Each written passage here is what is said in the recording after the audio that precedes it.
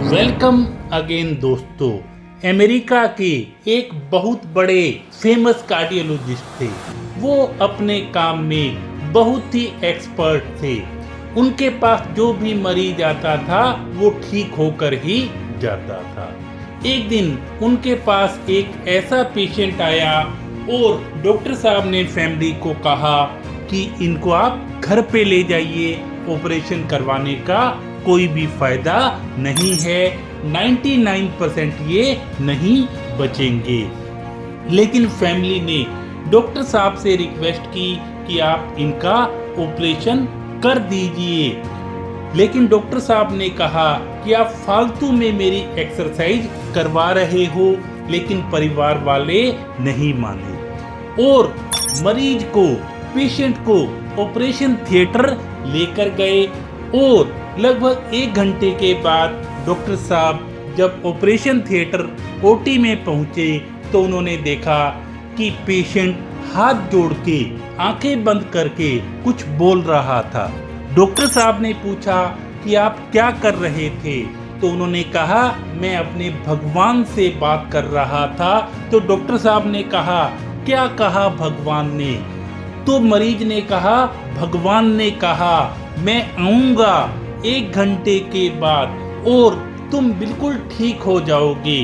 तो डॉक्टर साहब ने कहा क्या ऐसा बोला तुम्हारे भगवान ने? मरीज ने कहा जी बिल्कुल, भगवान जी ने ये कहा कि मैं 1 घंटे बाद आऊंगा, ऑपरेशन करूंगा और तुम बिल्कुल ठीक हो जाओगे। तो मैं आप में वो भगवान देख रहा हूँ। ऑपरेशन होता है और पेशेंट बिल्कुल ठीक हो जाता है। जिस पेशेंट के बारे में डॉक्टर साहब ने ऑपरेशन करने से मना कर दिया था, वो ऑपरेशन बिल्कुल सक्सेस होता है और डॉक्टर को भगवान में विश्वास होने लगता है। क्योंकि पहले डॉक्टर केवल अपनी काबिलियत में विश्वास करते थे, अपने कैलिबर में विश्वास करते थे। अब डॉक्टर साहब ने अपने हॉस्पिटल में भगवान की फोटो लगाई और हर ऑपरेशन से पहले वो माथा टेक कर जाने लगे और कहने लगे मैं जा रहा हूँ, आप मेरे साथ चलिए। जी हाँ दोस्तों, हमारी जिंदगी में भी ऐसा ही होता है।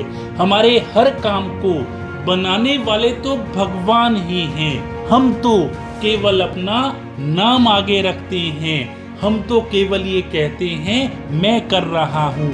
लेकिन वास्तव में अगर हम देखेंगे तो जन्म से पहले ही बच्चे के लिए भगवान दूध, खाने पीने और रहने की व्यवस्था उसके जन्म से पहले ही कर देते हैं। तो ये सारी की सारी व्यवस्थाएं भगवान कर रहा है, ईश्वर कर रहा है, जिसे हमें समझना होगा।